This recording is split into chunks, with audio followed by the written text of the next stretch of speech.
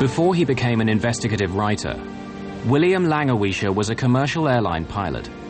Flight 990's maneuvers are programmed into a flight simulator in order for Langewiesche to test a pilot's reactions. To see an airplane going so wildly into a dive, to see the altimeters unwinding at that speed, to hear the horns and warning signals going off, is frightening. Whatever the cause of the dive, Langewiesche tries a variety of responses to recover from it. Finally, they asked me to wait at the extreme 15 seconds.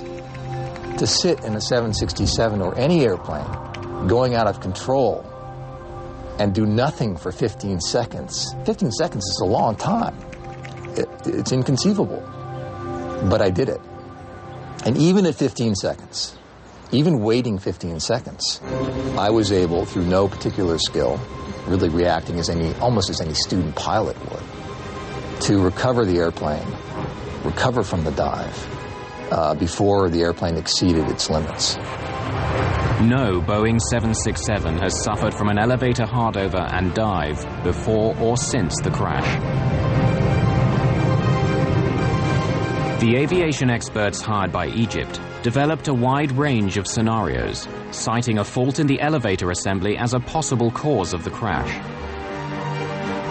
Based on the data, the information we have from the testing that was done as a group effort with all the best thinking everybody had at the time, we could not make this airplane do what it did with any of the failure scenarios that were presented to us. While mechanical failure scenarios were exhausted and terrorism was excluded, the FBI continued to dig into the life of First Officer Gamil El-Batouty. Less than 3 weeks after the disaster, news media report that in the final moments before the crash, El-Batouty said, "I have made my decision. I put my faith in God," causing many to believe he might be an Islamic militant bent on destruction. But the translation was incorrect. From our initial review of Batouti's background, he was a fairly religious person, but I don't think we had anything to determine that his religious beliefs were radical or beyond what would have been a normal religious person. What had Batouti said?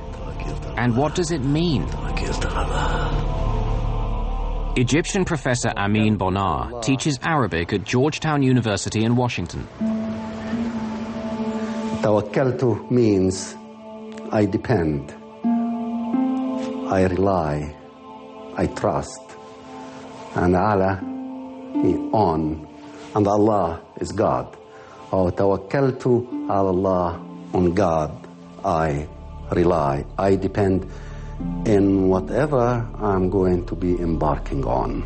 People use it when they start a trip, when they start driving, going back home, you say tawakkaltu ala Allah. When you have an exam, you begin by saying tawakkaltu ala Allah. It's a very positive phrase. So it's not the kind of phrase that anyone would be using before they commit a crime or before they commit suicide. To say this common phrase once was normal, but El-Batouti repeated it 11 times. What's happening? I expect that Captain Batouti would say, there is a fire in the engines,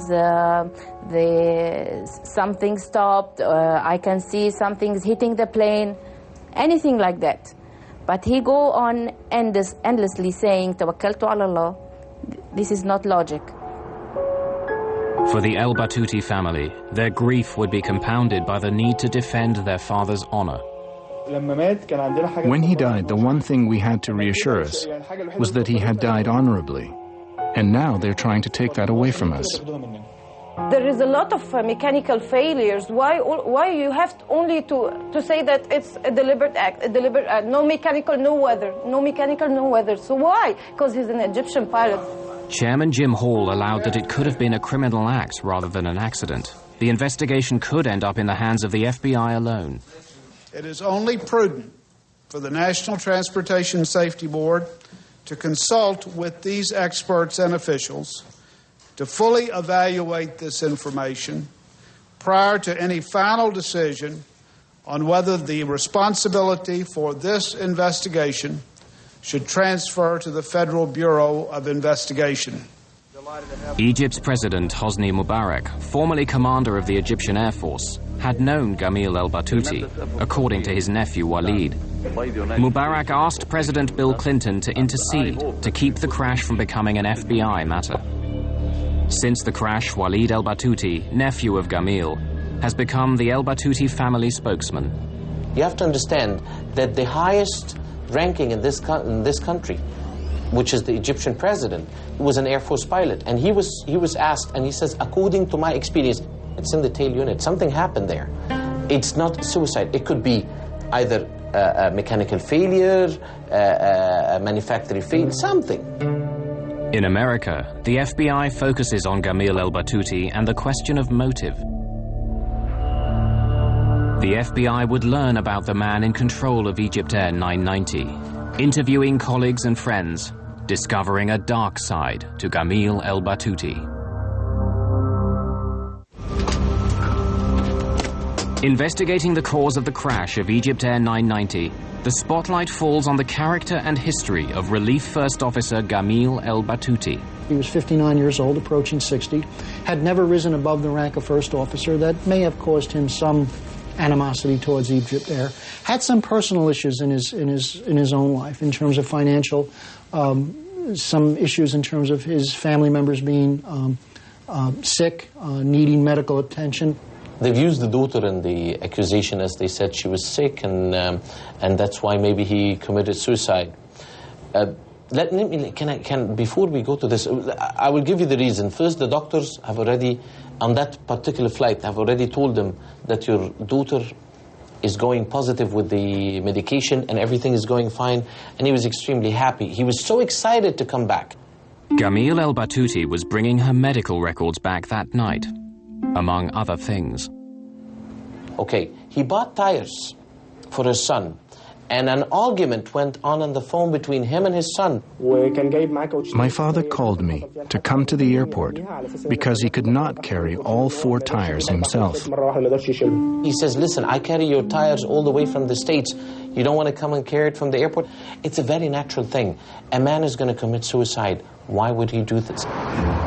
In New York, the FBI continued their investigation at the Hotel Pennsylvania, where Egypt Air had a block booking of about 50 rooms for their crews.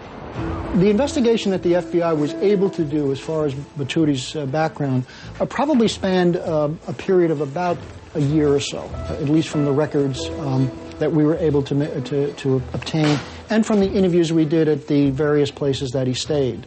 So he did have, I think, a propensity to engage in behavior with some of the hotel people in terms of sexual misconduct. Hey, pretty lady, where did you get to? Which, at the time really appeared to be totally out of the realm of what was normal for a person of that status to do. A husband and father of 5, Gamil el-Batouti was notorious for leering at and bothering female guests and hotel staff. Come to my room. The FBI learned that 2 years before the crash, 2 young women reported that he called them on their hotel room phone, telling them to look out the window across the courtyard. You have a good time too. When they did, they saw el-Batouti exposing himself and reported the incident to hotel security. His provocative behavior would continue. A hotel maid told the FBI that the night before the crash of Egypt Air 990, el-Batouti had sexually harassed her again. No, I want to talk to you because, look, I give you $100 if you just come to my room. I'm not here for that. Oh,